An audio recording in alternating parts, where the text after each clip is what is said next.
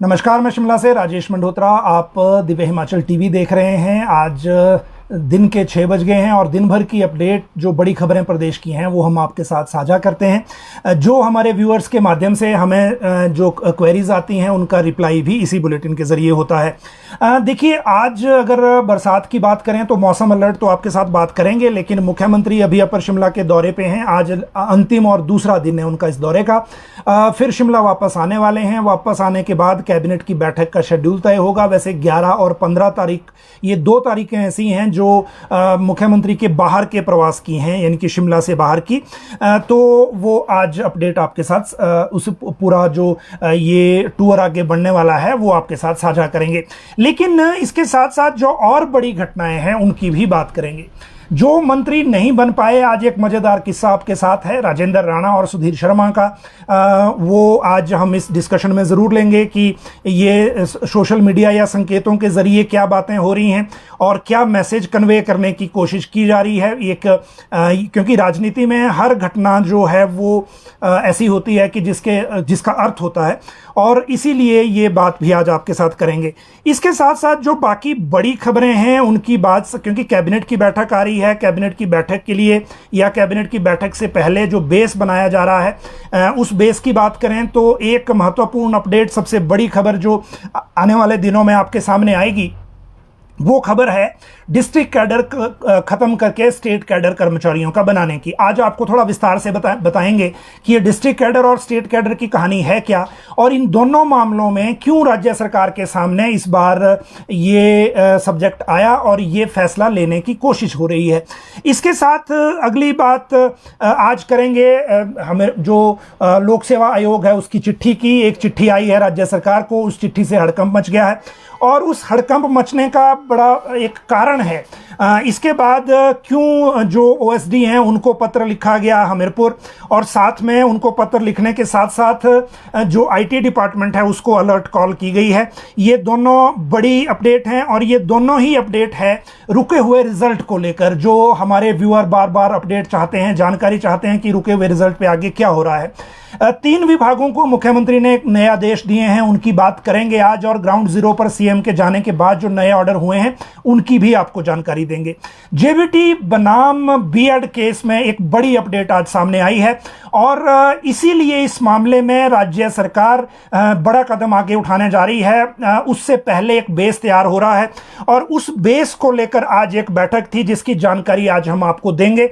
करुणामूलक case को लेकर viewers बड़े सारे सवाल पूछ रहे थे, लेकिन करुणामूलक केस को लेकर जो फाइनेंस से अपडेट आई है, वो जो केसेस हैं वो वापस लौटाए जा रहे हैं। उसकी वजह क्या है वो बताएंगे आज आपको।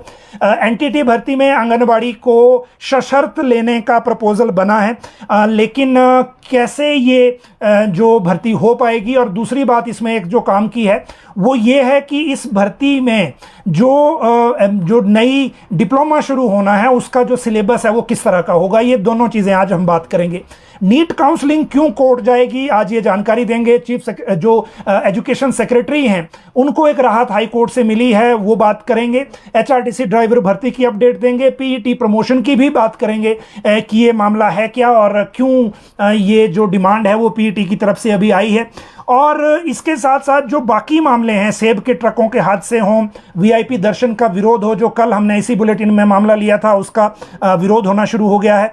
राजेंद्र राणा का किस्सा वो है ही, ओपीएस का आंदोलन की बात करेंगे, और साथ में बात होगी मौसम के अलर्ट की।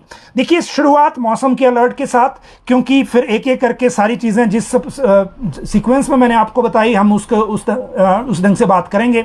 मौसम अलर्ट की बात करें तो 13 अगस्त तक कोई अलर्ट अभी तक नहीं है, और इस बीच लेकिन आंधी तूफान और आसमानी बिजली कड़कने के साथ जो बारिश है उसका फोरकास्ट ज़रूर है। मंडी, कुल्लू, चंबा, शिमला और सिरमौर जिलों में ये असर रहेगा, और ये 13 अगस्त तक का प्रेडिक्शन मैं बता रहा हूँ आपको। उसके अगला जो है वो उसके बाद बात करेंगे। इसके बाद बिजली बोर्ड के जो ओल्ड पेंशन का आंदोलन है उसकी बात कर लेते हैं। बेसिकली बाकी विभागों में हो गया, लेकिन बोर्ड कॉरपोरेशन में अभी बाकी है। बिजली बोर्ड भी एक है, और बिजली बोर्ड में दरअसल 10 तारीख को कल इन्होंने अपने सरकारी अपने कार्यालयों में जो प्रदर्शन है उसको करने का एक कॉल दी थी, और वो कॉल के अनुसार कल इस बारे में कुछ जो प्रदर्शन है वो होंगे, और इन प्रदर्शनों में इनको बोर्ड मुख्यालय में भी ये आगाज होगा, इसका फिर क्रम बनाएंगे इन प्रदर्शनों का। और बिजली बोर्ड के कर्मचारी ओल्ड पेंशन बहाल ना होने से नाराज हैं। 8 बड़ी मांगें साथ में दी हैं इन्होंने, जिसमें टीममेट हेल्पर की पदोन्नति के फैसले जो हैं वो हो नहीं रहे हैं। सर्विस कमेटी की बैठक में जो आरएनपी रूल हुए, भर्ती प्रक्रिया हुई, वो हुआ नहीं जो फैसला लिया, और इसी तरह से ओल्ड पेंशन भी उसमें से एक है। लेकिन जब ये नहीं हुआ तो उसके बाद अब ये प्रदर्शन की बात है। जहां तक बात राज्य सरकार की तरफ से है तो फाइनेंस ने फाइल वापस लौटा दी है, और उसको जो क्वेरीज लगाई है उन क्वेरीज को एड्रेस करने की बात है। वो जब एड्रेस हो जाएंगी तो वो वापस आएंगी, फिर सर्विस कमेटी और अगला जो प्रोसेस है इसमें वो शुरू होगा। इसके बाद अगली बात करें तो वो है राजेंद्र राणा की महाभारत। देखिए, ये महाभारत इसलिए क्योंकि आज हमीरपुर से जो राजेंद्र राणा हैं, कांग्रेस के एमएलए हैं, प्रोमिनेंट चेहरा हैं, और इससे पहले जो राजनीति में इस बार जो चुनाव हुए वो प्रेम कुमार धूमल को, जो पिछला जो जयराम ठाकुर जब मुख्यमंत्री बने थे तो उस चुनाव में इन्होंने प्रेम कुमार धूमल को हराया था। इस बार अपना इलेक्शन बचा लिया था, लेकिन उसके बावजूद ये मंत्री नहीं बन पाए, हमीरपुर से मुख्यमंत्री सुक्खू बन गए। और दूसरी तरफ हैं सुधीर शर्मा, जिन्होंने अपने जन्मदिन पर एक, आपको पता है, विज्ञापन जारी किया था अखबारों में, जिसमें सुख की सरकार के बजाय जनता ही जनार्दन एक नारा दिया गया था। तो उस जनता ही जनार्दन के नारे के बाद आज राजेंद्र राणा ने अपनी फेसबुक पोस्ट पर एक पोस्ट लिखी, और उस पोस्ट में ये कहा कि जो पांडवों ने सिर्फ 5 गांव मांगे थे, लेकिन दुर्योधन ने उनको एक सुई की नोक के बराबर जमीन देने से भी इनकार कर दिया, और बाद में उसी की वजह महाभारत बना। तो अब इसको अब राजनीतिक जो गपबाजी है उसमें जोड़ा जा रहा है प्रेजेंट सिनेरियो से।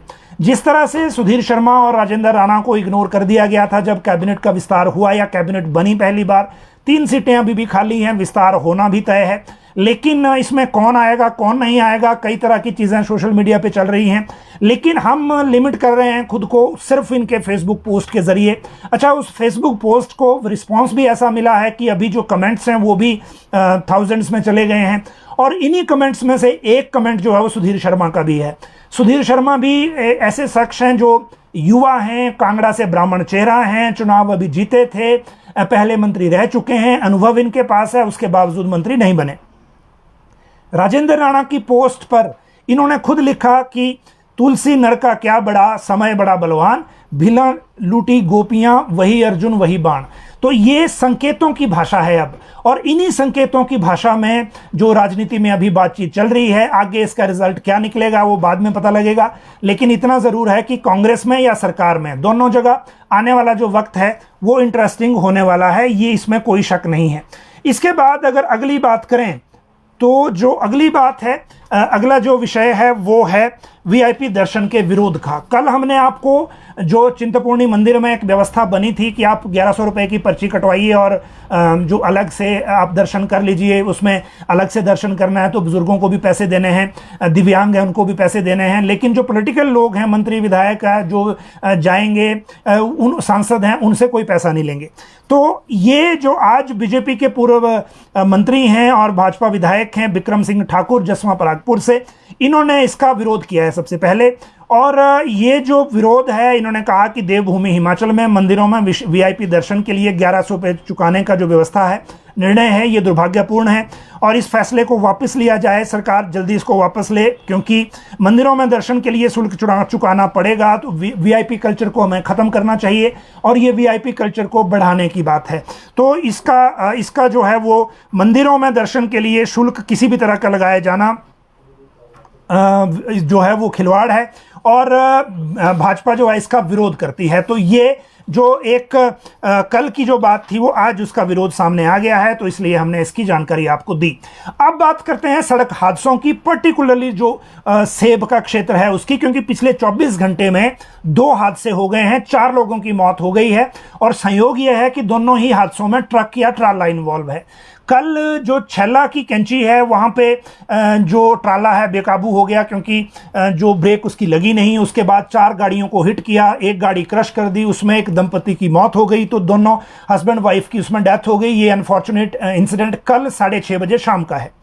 आज जो ढली के पास ट्रक और जो पिकअप है उसमें भिड़ंत हो गई आपस में, उसमें भी 2 डेथ हैं और इसमें कुछ लोग बीच में फंस भी गए थे। फिर उनको गैस कटर से काटने के बाद जो ट्रक को काटने के बाद फिर उनको निकाला गया। लेकिन इसमें भी एक ट्रक ही इन्वॉल्व है जो सेब की पेटियों से भरा हुआ था।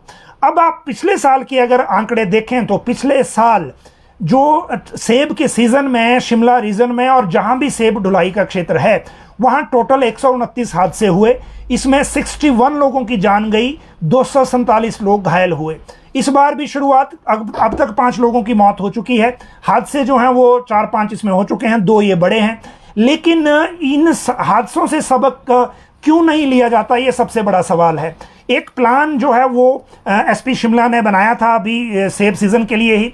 पता ये चला कि जो पीएचक्यू में उस प्लान को उस तरह से इफेक्टिवली लागू नहीं किया गया जैसे करना चाहिए था, क्योंकि पिछला जो डाटा है वो बहुत अलग है और इसी तरह से इन हादसों को रोकने की ज़रूरत है। कल हमने जब ये पता किया कि जो छैला में जो ये ट्राला जो है जिसका ब्रेक फेल हुआ, तो उसका एक रीज़न ये भी पुलिस मानती है कि जब ठियोग से ये नीचे जाते हैं तो उतराई में ये गियर डाउन नहीं करते और ब्रेक पे चलते हैं, जिसके कारण ब्रेक पैड जो गर्म हो जाता है और उसके कारण जो कंट्रोल है वो नहीं हो पाती गाड़ी। और जब गाड़ी कंट्रोल नहीं हो पाती तो उसके बाद फिर चीज़ें जो हैं वो जो उस तरह से कंट्रोल में होती नहीं और ये हादसे होते हैं। तो ये चीज़ें ये अनफॉर्चुनेट है, इस पर ध्यान देने की ज़रूरत है। और अभी जो बात है उसके मुताबिक अगर हम देखें तो इस तरह के हादसों को रोकने के लिए पुलिस का जो प्लान है उसको इफेक्टिवली लागू करना चाहिए और इफेक्टिवली लागू करने के लिए जो जो ज़रूरत इसमें है उस ज़रूरत को इनको उपलब्ध करवाना चाहिए। और ताकि जो ये सेब सीज़न, क्योंकि अभी तो ठियोग में क्योंकि जो रामपुर की तरफ को कुमारसेन की तरफ को रोड है, उस रोड में क्योंकि वैली ब्रिज लगा है तो वहाँ पे ट्राले या बड़े ट्रक परमिसिबल है नहीं, तो वहाँ तो नहीं, लेकिन ठियोग से नीचे कोटखाई की तरफ को या चौपाल की तरफ को ये जा रहे हैं और वहाँ पे फिर ये हादसे हो रहे हैं। अगली बात करते हैं PET promotion physical education teacher के मामले की। देखिए, आज शारीरिक शिक्षक संघ की तरफ से जो इनके कार्यकारी अध्यक्ष हैं ललित चौहान, इन्होंने एक सवाल पूछा है शिक्षा मंत्री से और सवाल यह है कि जब सभी शिक्षक कैटेगरी में प्रमोशन हो रही है और एक सवाल इन्होंने ये भी कहा कि प्रवक्ता और जो प्रधानाचार्य हैं उसमें तो दूसरी बार प्रमोशन लिस्ट निकलने वाली है, लेकिन फिजिकल एजुकेशन टीचर के साथ क्यों ऐसा हो रहा है कि उनकी प्रमोशनें कई महीनों से कई सालों से नहीं हो रही। साथ में दूसरी बात यह है कि सरकार ये भी देखे कि जिन 550 स्कूलों में डीपीई नहीं है और एलिजिबल हैं लोग वहां जाने के या वहां पे पोस्ट क्रिएट करने के, तो वहां पर भी ये पोस्टें क्यों नहीं दी जा रही। भर्ती का मामला अलग है, हाई कोर्ट में जो केस चल रहा है वो मैटर अलग है, लेकिन प्रमोशन का सवाल ये पूछा गया है कि ये प्रमोशन क्यों नहीं दी जा रही जो एलिजिबल हैं। ये सबसे महत्वपूर्ण मामला है। इसके बाद अगर अगला सब्जेक्ट करें तो वो है एचआरटीसी ड्राइवर भर्ती की, जो इंतज़ार कर रहे हैं बहुत दिनों से। 3 महीने हो गए, 3 महीने से इनका जो ड्राइविंग टेस्ट है फाइनल वाला वो हो नहीं रहा और जब ये नहीं हो रहा तो उसके बाद ये भर्ती होगी कि नहीं होगी, ये इस तरह के सवाल बीच में कई उठना शुरू हो जाते हैं। और अभी 276 पद ये भरे जाने हैं, एचआरटीसी को ड्राइवरों की ज़रूरत भी है, उसके बावजूद ये भर्ती नहीं हो रही है। अब इन सारी चीज़ों के साथ एक बात जो एचआरटीसी प्रबंधन से भी ये पता चली कि ये मामला एचआरटीसी प्रबंधन ने सरकार से उठाया हुआ है, लेकिन अभी तक परमिशन आई नहीं है और जब तक ये परमिशन नहीं आती तब तक इंतज़ार करना होगा। जो सरकार को ये भी बता दिया गया है कि कितना कमी इस पूरे मामले में है और कितनी जो बस रूट हैं वो ऑपरेट नहीं हो पा रहे हैं सिर्फ इसी वजह से। इसके बाद अगर अगली बात करें, जो अगला सब्जेक्ट है वो है शिक्षा सचिव को राहत का। देखिए, जो शिक्षा सचिव डॉक्टर अभिषेक जैन हैं, इनको हाई कोर्ट से इनके खिलाफ 2-3 ऑर्डर आ गए थे, आपने देखा होगा, हमने इस बुलेटिन में भी उनको लिया था। और वो जो ऑर्डर हैं वो बेसिकली ऐसे थे कि जो एक तो जो टीचर्स हैं जिनको हाई कोर्ट ने जो लीव एनकैशमेंट का बेनिफिट दिया था, एक ग्रेचुइटी का दिया था, वो इन्होंने भुगतान नहीं किया था। उसके बाद हाई कोर्ट ने ऑर्डर किया कि इनकी जो सैलरी है वो अटैच कर दी जाए और उसके बाद आज शिक्षा विभाग ने ये ऑर्डर जारी करके उन शिक्षकों को ये बेनिफिट देने के बाद हाई कोर्ट में इस कंप्लायंस को कर दिया। और जब हाई कोर्ट में कंप्लायंस हो गई तो उसके बाद जो अटैचमेंट थी सैलरी की, क्योंकि ऑर्डर ऐसा था कि शिक्षा सचिव का जो एक सैलरी है उसको हाई कोर्ट ने अटैच कर दिया था। हाई कोर्ट से अटैचमेंट ऑर्डर का मतलब ये होता है कि बिना हाई कोर्ट की परमिशन से फिर संबंधित अफसर को, अधिकारी को फिर वो नहीं दिया जा सकता, जो सैलरी है वो नहीं दी जा सकती। तो ये एक जो एक मामला है। और दूसरी बात इसमें यह है कि अब क्योंकि आज कंप्लायंस हो गई और कंप्लायंस होने के बाद जब ये अपडेट दिया गया हाई कोर्ट को, तो उसके बाद जो सैलरी है उसकी डिटैचमेंट का ऑर्डर जो है वो कर दिया गया है। वो डिटैचमेंट का ऑर्डर हाई कोर्ट ने कर दिया है, इसीलिए जो शिक्षा सचिव की सैलरी है अब वो नहीं रुकेगी। अब बात करते हैं नीट की जो काउंसलिंग है उसकी, और नीट की काउंसलिंग के साथ जो बाकी चीज़ें हैं फिर उनकी बात भी करेंगे। देखिए, नीट की काउंसलिंग का ऐसा है कि काउंसलिंग शुरू हुए काफ़ी टाइम हो गया, क्योंकि उस काउंसलिंग की शुरुआत के दौरान ही इन बिटवीन राज्य सरकार ने जो प्रोस्पेक्टस में पहले एक शर्त दी गई थी बोनाफाइड हिमाचली को लेकर, उसमें बदलाव कर दिया, एक ऑर्डर जारी कर दिए और ये कह दिया उसमें कि जो हिमाचल से बाहर भी हिमाचल के बच्चे हैं वो स्टेट कोटा में अप्लाई कर सकते हैं। ये एक नया प्रावधान इसमें कर दिया। इससे क्या हुआ कि पहले से जो लीगली सेटल्ड पोजीशन थी, जो इससे पहले ऑर्डर हुए पड़े थे और उसमें जो लीगली सेटल्ड पोजीशन थी वो पोजीशन डिस्टर्ब हुई, और उस पोजीशन के डिस्टर्ब होने के बाद फिर अब ये हो गया कि जो ये मामला है ये पिटीशन में चला गया कोर्ट में। और पिटीशन में जब कोर्ट में गया तो अभी जो कोर्ट में इसका मामला है, कोर्ट में जो पिटीशन गई है उसमें ये कहा गया है कि जो काउंसलिंग हुई है 27/5/2023 को, इस काउंसलिंग में जो हिमाचल के बाहर, जिनकी हिमाचल में स्कूलिंग नहीं हुई है, जिनकी हिमाचल में +2 या आप कहिए कि मैट्रिक और +2 हिमाचल में नहीं है, उनको रोका जाए यहाँ पर जो इस काउंसलिंग की जो मेरिट सूची है उस मेरिट सूची में आने से, ताकि जो है इस बारे में जो काउंसलिंग है वो फिर उस तरह से हो जिसमें ये सूची में ना आए। ये एक हाई कोर्ट से जस्टिस के लिए वो मांगा गया है इन बच्चों की तरफ से। अब ये वहाँ से जो ऑर्डर आएगा उसके बाद ही पता लगेगा कि इस काउंसलिंग में चीज़ें आगे किस तरह से आगे बढ़ती हैं। लेकिन अब बहुत सारे पटिशनर इस डिमांड को लेकर आ गए हैं, तो मुझे लगता है ये मामला थोड़ा सीरियसनेस की तरफ को जाएगा।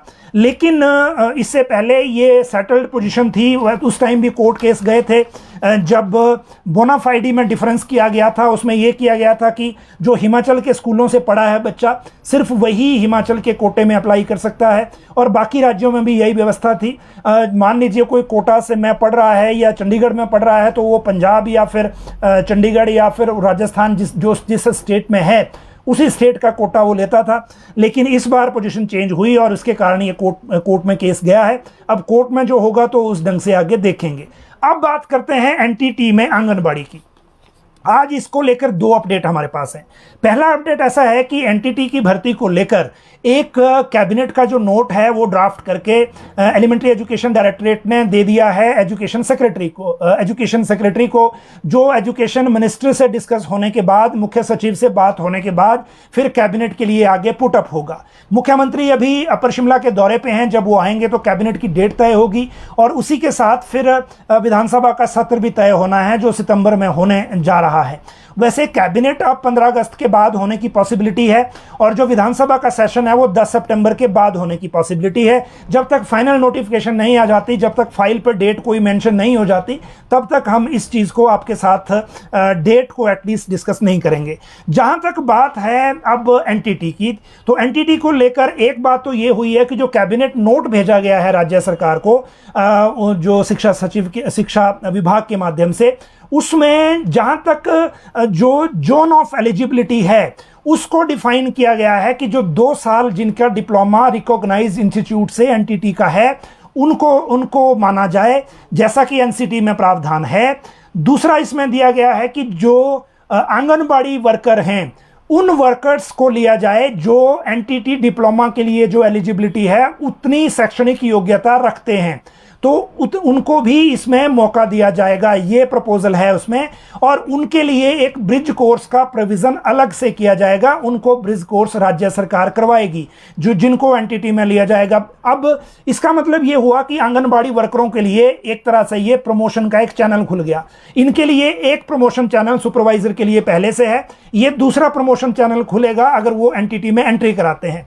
प्रमोशन चैनल इसलिए क्योंकि अगर राज्य सरकार, जैसा कि ड्राफ्ट परमिशन के लिए आया है, उसको अप्रूव करती है, तो फिर उसका मतलब ये हुआ कि ये भर्ती नियमों के तहत भर्तियां होंगी और जिसमें रेगुलर होने का भी रास्ता खुलेगा। पहले जो भर्ती करने का प्रोविज़न एक था वो आउटसोर्स के आधार पे भी था, और आउटसोर्स पे अगर भर्ती होती तो फिर जो प्रमोशन एक तरह से एवेन्यू नहीं होना था, क्योंकि सुपरवाइजर के तौर पे जो सैलरी मिलती है वो एंटिटी टीचर के तौर पे सैलरी यहाँ नहीं बन रही थी। लेकिन अब एक प्रमोशन का एवेन्यू इसमें खुलेगा। ये हो गई बात जोन ऑफ एलिजिबिलिटी की। दूसरी बात यह है कि एक उसमें ऑप्शन ये दिया गया है कैबिनेट नोट में कि जो सरकार है वो 2 साल का डिप्लोमा अब अपने डाइट में शुरू करेगी, और अपने डाइट में जो डिप्लोमा शुरू होगा उसके तहत जो सिलेबस होगा उसको SCERT सोलन को बनाने को कहा गया है। SCERT सोलन जो है इसको बनाएगा, और जब इसको बनाएगा तो फिर ये राज्य सरकार के से इसकी अनुमति भी लेंगे। जब इसके बारे में हमने पूछा डिपार्टमेंट से कि ऐसा क्यों किया जा रहा है, क्योंकि शिक्षा मंत्री जो हैं रोहित ठाकुर, उन्होंने जब एक ज्वाइंट बैठक बुलाई थी, दोनों डायरेक्टर उसमें थे, उसमें सेक्रेटरी थे, उसमें जो ये SCERT वाले लोग वो भी थे, और उसमें ये फैसला लिया गया कि जो ये 2 तरह के ऑप्शन इसमें दिए थे भारत सरकार की तरफ से। एक जो इसमें NCERT की तरफ से ऑलरेडी बना हुआ है, जो इसका RNP रूल बने हुए हैं, या तो हम उन्हीं को सिलेबस बना हुआ है या तो हम उन्हीं को लें जो NCERT ने सिलेबस बना के दिया है। दूसरा ऑप्शन ये था, बेसिकली भारत सरकार ने ये कहा था, मंत्रालय ने, कि आइदर आप NCERT का जो सिलेबस है उसको अडॉप्ट करें या फिर आप उसको अडेप्ट करें। दोनों में फर्क है। अडॉप्ट था कि एज इट इज उसको अपने यहां लागू कर दें, अडेप्ट था कि आप राज्य की ज़रूरत के अनुसार, वहां के कस्टम, वहां के डायलेक्ट और बाकी ज़रूरतों के अनुसार वहां पर जो चीज़ें हैं उसमें अडेप्टेशन करें। अडेप्टेशन का मतलब उसमें बदलाव कर लें। तो इसीलिए बदलाव करने के लिए ही ये पूरा मामला अब दिया गया है SCERT सोलन को। SCERT सोलन इसमें जो राज्य सरकार को रिपोर्ट देगा सिलेबस को लेकर, उस सिलेबस पर 2024 से सभी जो डाइट हैं उसमें कोर्स शुरू किया जाएगा। अब इसमें अच्छी खबर उन लोगों के लिए नहीं है जिनका या तो 1 साल का डिप्लोमा है या फिर 2 साल का डिप्लोमा है लेकिन रिकॉग्निशन क्लियर नहीं है संस्थान की। वो दोनों लोग जो है वो इससे बाहर हो जाएंगे। तो ये एक जो बहुत मेजर चेंज है वो है। हालांकि जैसा मैं आपको पहले बताया, ये सिर्फ कैबिनेट नोट के कंटेंट है। कैबिनेट नोट अभी कैबिनेट में जाना है, कैबिनेट में फैसला होगा, उसके बाद चीजें आगे बढ़ेंगी। अब बात करते हैं करुणामूलक केसेस की, जिनको अब लौटाया जा रहा है। देखिए, जो पुरानी बात थी करुणामूलक मामलों की, वो तो ये थी कि करुणामूलक भर्तियां किस तरह से होंगी, किस तरह से की जाएंगी, वन टाइम छूट मिलेगी या नहीं। कांग्रेस ने अपने घोषणा पत्र में कहा था कि वन टाइम छूट देकर जो भर्तियां हैं उनको करेंगे, और उस घोषणा पत्र के अनुसार एक फाइल मूव हुई है फाइनेंस से, और लेकिन इस फाइल पे अभी कुछ भी नई प्रोग्रेस अभी तक नहीं है। वैसे भी घोषणा पत्र के वादों को पूरा करने के लिए जो कैबिनेट सब कमेटी है वो जब उस मैटर को देखेगी तो उसके बाद ये पता लगेगा कि वो किस तरह से इन मैटर को लेती हैं। लेकिन अभी जो फाइनेंस से केसेस लौटाए जा रहे हैं वो इंफॉर्मेशन हम आपके साथ साझा कर सकते हैं। उसकी वजह यह है कि हिमाचल सरकार ने जब ओल्ड पेंशन लागू की तो ओल्ड पेंशन को लागू करने के बाद जो 2003 से अब तक के बीच के केसेस आ रहे हैं जिनके घर से कोई डेथ हुई और डेथ होने के बाद जो चीज़ें हैं वो आगे नहीं बढ़ पाई, उन मामलों को जो अब लौटाया जा रहा है। इसका रीज़न ये है कि फाइनेंस अब कैंडिडेट को ये कह रहा है कि जो आपके घर से जिनका डेथ हुई, क्या उनको डेथ के बाद भी उनकी फैमिली पेंशन रिवाइज हुई ओल्ड पेंशन की तरह पे, या वो सिर्फ एनपीएस पर ही थे। तो ये जो एनपीएस से ओल्ड पेंशन वाला जो मैटर है, उस मैटर को जो है वो मॉडिफाई करने के लिए ये मामले वापस भेजे जा रहे हैं। अगर वो लिख के दे रहे हैं कि हम ओल्ड पेंशन नहीं ले रहे हैं तो फिर उन केसेस को वापस लिया जा सकता है। अगर वो बोलेंगे कि वो एनपीएस से जिनकी डेथ हुई थी वो ओपीएस में कन्वर्ट हो गए तो फिर जो ओपीएस के हिसाब से उनकी जो क्लेम है, इनकम लिमिट है, वो बनेगी और फिर उस ढंग से उनको देखा जाएगा। अब इसमें एक रिस्क अब ये भी है कि जिन्होंने पहले से अपने क्लेम्स भेज रखे थे, चाहे वो विभागों में हैं, चाहे वो फाइनेंस तक पहुंच गए हैं, वो क्लेम भी नई शर्त के अनुसार मॉडिफाई होंगे और फिर जो ओल्ड पेंशन का इफेक्ट इन केसेस में है उनको पहले देखा जाएगा फाइनेंस के माध्यम से और फिर उसके बाद डिसाइड होगा कि ओल्ड पेंशन के अनुसार उनका एलिजिबिलिटी बनती है या नहीं। इसी वजह से इनको लौटाया जा रहा है। अब बात करते हैं आज की सबसे इंपॉर्टेंट खबर की।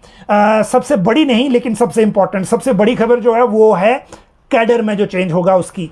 तो जो सबसे इंपॉर्टेंट खबर ये है कि जेबीटी और बीएड का जो मामला है, इन दोनों मामलों में जेबीटी और बीएड का जो झगड़ा है, इस झगड़े में एक महत्वपूर्ण अपडेट हमारे सामने आई है।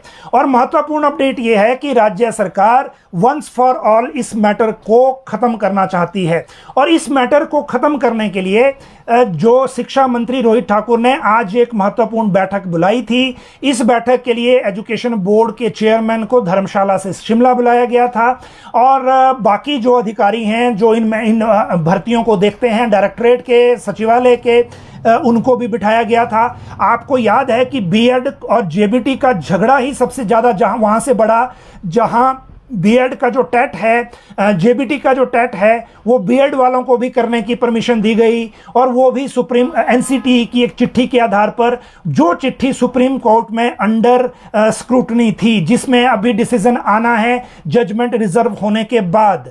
और एजुकेशन बोर्ड ने किस आधार पर उस चिट्ठी, उस परमिशन को दिया जिसमें जेबीटी के टेट पर बीएड को भी एलिजिबल किया, और किसके कहने पर किया? क्या राज्य सरकार से रेफरेंस गया था, एजुकेशन सेक्रेटरी से गया था, या सिर्फ एनसीटी की चिट्ठी के आधार पर कर दिया गया? तो इन सारी चीज़ों को क्लियर करने को लेकर एजुकेशन बोर्ड के चेयरमैन को बुलाया गया था, उनके साथ बैठक हुई है। एजुकेशन के जो डिपार्टमेंट के लोग हैं वो भी थे।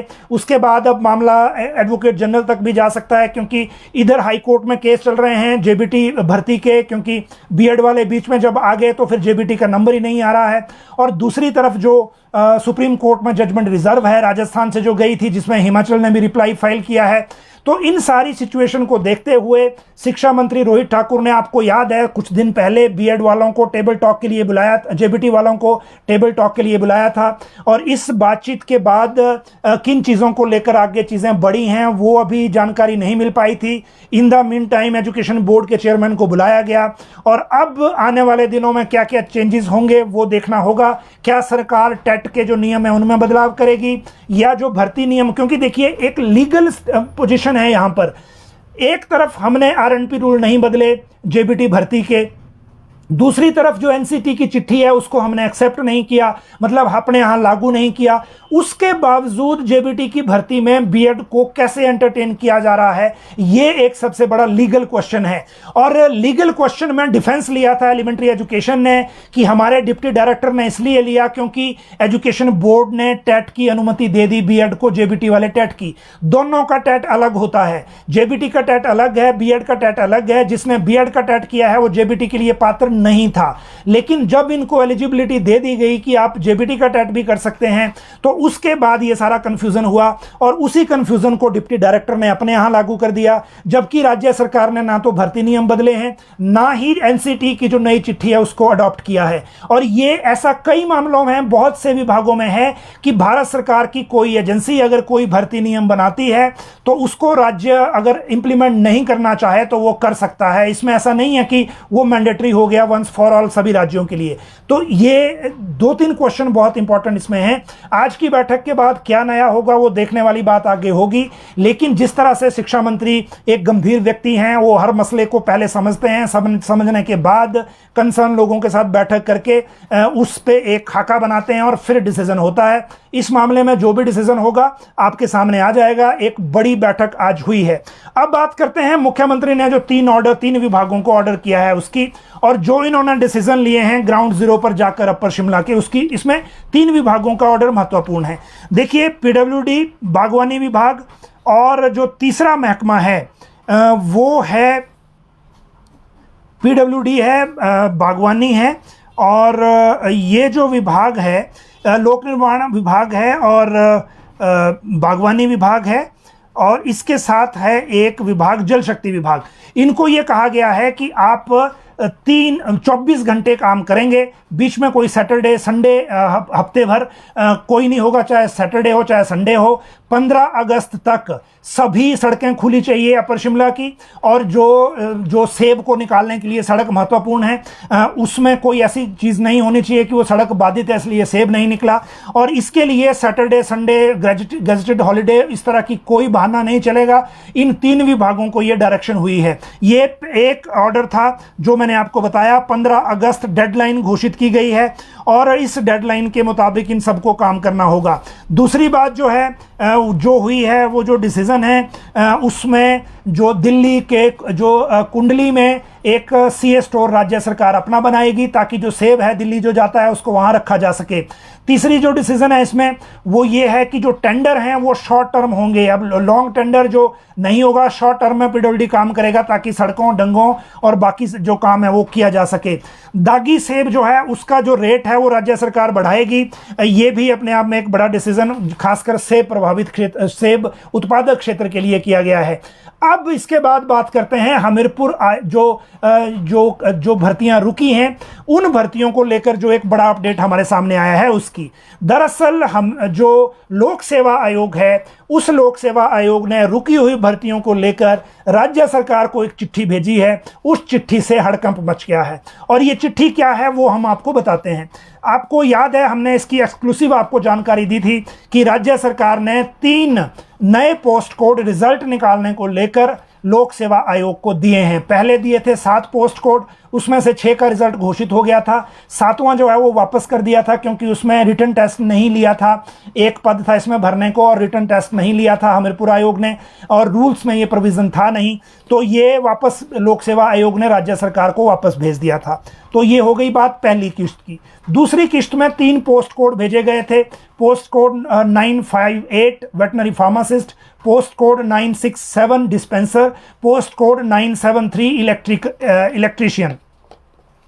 इन पोस्ट कोड को जब लोक सेवा आयोग को भेजा गया तो लोक सेवा आयोग के लोग चले गए यहाँ से हमीरपुर, वहाँ से रिकॉर्ड लेके आए और रिकॉर्ड लेने के बाद जब शिमला आकर उसको देखा गया तो वो रिकॉर्ड अधूरा पाया गया और इसीलिए फिर आयोग के हमीरपुर जो लोक सेवा आयोग के सचिव हैं इन्होंने कार्मिक विभाग के सचिव को चिट्ठी लिखी है। उस चिट्ठी में कहा है, हालांकि ये चिट्ठी 1 पैरा की चिट्ठी है और इसमें ये कहा है कि जो 3 पोस्ट कोड हम आपने रिजल्ट निकालने के लिए हमारे पास भेजे हैं, इन पोस्ट कोड का जो रिकॉर्ड है वो हमीरपुर आयोग से अधूरा मिला है, तो इसलिए रिजल्ट घोषित नहीं किया जा सकता। इस चिट्ठी के बाद कार्मिक विभाग से लेकर मुख्य सचिव कार्यालय के बीच में हड़कंप की स्थिति है और वो इसलिए है क्योंकि एक तरफ मुख्यमंत्री चाहते हैं कि रिजल्ट जल्दी घोषित हो, मुख्यमंत्री कार्यालय का प्रेशर भी बहुत है और ये दोनों तरफ है, चाहे लोक सेवा आयोग हो चाहे कार्मिक विभाग हो।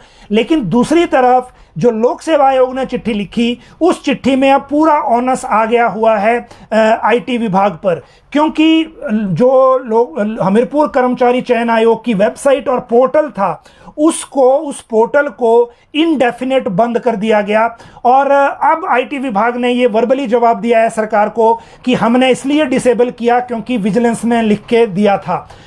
विजिलेंस से भी अब पूछा जा रहा है। दरअसल आईटी विभाग से पहले कार्मिक विभाग ने आज जो ओएसडी हैं हमीरपुर कर्मचारी चयन आयोग के जो हमीरपुर में नियुक्त हैं उनको चिट्ठी भेजकर क्वेरीज भेजकर जवाब मांगा है कि जो रिकॉर्ड है वो अधूरा क्यों है।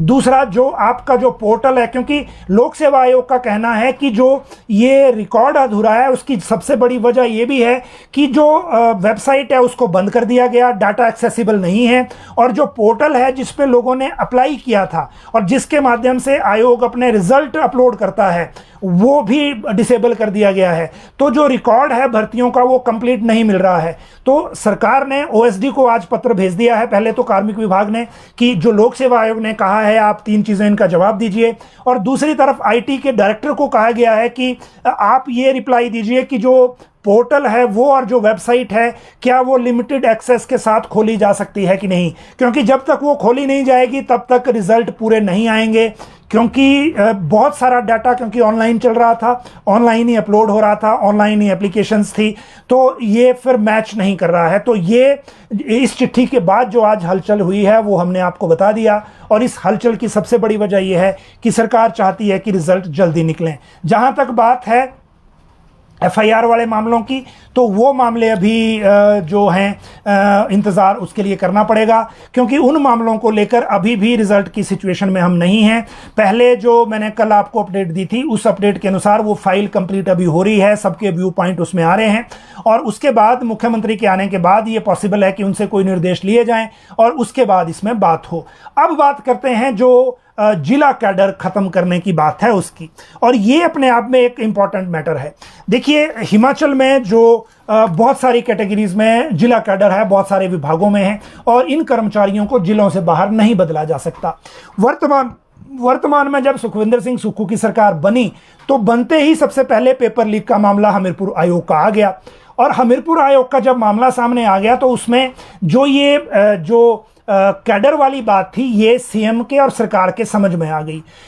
ऐसा लगा कि हमीरपुर आयोग में इसलिए भी एक वजह थी पेपर लीक का नेटवर्क क्रिएट होने की, क्योंकि वहां जो कर्मचारी डिप्यूट थे वो स्पेसिफिक थे उस इंस्टीट्यूशन के लिए या फिर एक जिला के लिए। तो एक मत ये बना सरकार में कि जिनको एक स्पेसिफिक जिला या स्पेसिफिक लोकेशन या विभाग के लिए नियुक्त कर देते हैं, उनको फिर ट्रांसफर का डर खत्म हो जाता है और उससे एफिशिएंसी या ट्रांसपेरेंसी पे असर पड़ता है। उसके बाद शुरू हुई चीजें कि कैसे करना है। आपको याद होगा, एक कैबिनेट के लिए मेमो बना था यूडी डिपार्टमेंट में, और उसमें हालांकि कोई नई बात नहीं है, नगर निगमों के लिए पहले से डिसीजन हो चुका है स्टेट कैडर में करने का कर्मचारियों को। अब नगर पंचायत और नगर परिषदों के लिए भी मामला जो है वो कंसिडरेशन में है, ये बात है यूडी की। लेकिन अब 2 नए विभागों में जिला कैडर को स्टेट कैडर में कन्वर्ट करने का प्रपोजल मूव हुआ है, जिसको अगली कैबिनेट में लगाया जाना है, और ये विभाग हैं रेवेन्यू और दूसरा है पंचायती राज। रेवेन्यू में जो विभाग है, रेवेन्यू में तो आप कई जगह सुनते हैं पटवारी पकड़ा गया, विजिलेंस वालों ने पकड़ लिया, कहीं कानूनगो को पकड़ लिया, कहीं, हालांकि ये जो हो रहा है ये इनके अलावा जो कर्मचारी हैं उनके लिए हो रहा है। क्लरिकल स्टाफ मैक्सिमम इसमें दिखता है हमें, लेकिन जब कैबिनेट में जाएगा उसके बाद पता लगेगा कि कैबिनेट का व्यू क्या रहता है। क्या कैबिनेट ये चाहती है कि बाकी लोग भी हों, रेवेन्यू के जो बाकी लोग हैं वो भी इसमें हों। और जहां तक बात पंचायती राज की है, तो उसमें जिला कैडर जो है, जिला परिषद कैडर जो है, उसको भी ये पॉसिबिलिटी है कि अब स्टेट कैडर में ही कन्वर्ट कर दिया जाए पूरी तरह से, और यूडी का मामला ऑलरेडी अंडर कंसिडरेशन है। तो ये जो मामले चल रहे हैं, जब हमने सबसे पहले आपको बताया था कि राज्य सरकार जो स्टेट कैडर पर विचार कर रही है हमीरपुर कर्मचारी चयन आयोग को लेकर, क्योंकि वहां के जो कर्मचारी हैं वो सरप्लस हो गए थे, बाद में उनको सरप्लस पूल से उनकी जो बाकी विभागों में उनकी डेपुटेशन अलग से की गई, अब वो मर्जरी का लाया जाएगा। लेकिन अब अगली कैबिनेट में अगर ओके हो गया, अभी तो ये है एडवाइजरी स्तर पे, क्योंकि इसमें जो संबंधित एडवाइजरी डिपार्टमेंट हैं, चाहे फाइनेंस है, लॉ है, पर्सनल है, उनसे एडवाइस मांगी जा रही है। फिर जब ये कंप्लीट हो जाएगी तो कैबिनेट में जाएगा। लेकिन आप ये तय मान के चलिए कि आने वाले दिनों में बहुत सारे विभागों में जो ये मामले हैं वो स्टेट कैडर की तरफ को जाएंगे, और स्टेट कैडर बनाने का मतलब मकसद ये है कि जो कर्मचारी हैं एटलीस्ट एक स्पेसिफिक लोकेशन, स्पेसिफिक डिस्ट्रिक्ट की जो सेफ्टी है उसको एंजॉय ना करें, और जो एफिशिएंसी है वो राज्य सरकार के स्तर पे हो। अब वैसे जब ये मामला सोशल मीडिया में भी आया था, पहले भी जब हमीरपुर आयोग की बात थी, तो सोशल मीडिया में लोगों ने पसंद किया था कि ऐसा होना चाहिए, स्टेट कैडर ही रहना चाहिए। जहां तक नया आयोग बनने की बात है या हमीरपुर की बात है, तो कल दीपक सानन कमेटी जो है वो रिपोर्ट मुख्यमंत्री को दे सकती है, जो नई भर्ती एजेंसी को लेकर है। जब वो रिपोर्ट देगी उसके बाद जो एजेंसी बनेगी उसके जो कर्मचारी हैं वो स्टेट कैडर के ही होंगे, ये भी आप लगभग तय मान लीजिए। तो ये आज के कुछ प्रमुख बातें थी जो हमने आपके साथ की। इसमें बहुत सारी जो व्यूज़ थे आज के वो उसके भी थे, खासकर जिनको आप कह सकते हैं कि आपके कमेंट्स के आधारित थे, जो आप लोग कमेंट करते हैं और जिन कमेंट्स को हम फिर अपने इस बुलेटिन में लेने की कोशिश करते हैं, जो आप इस बुलेटिन में कमेंट करते हैं मैटर्स को लेकर। और आज की मैं बात करूं तो करुणा मूलक वाला जो मामला है वो भी इसी में आया था, और जो बाकी कुछ मामले हैं एक दो और वो भी सारे इसी कमेंट बॉक्स में से ही निकले हैं। इसके बाद अभी और भी मामले, जैसे एनटीटी वाला भी इसी में था, करुणा मूलक वाला भी इसी में था।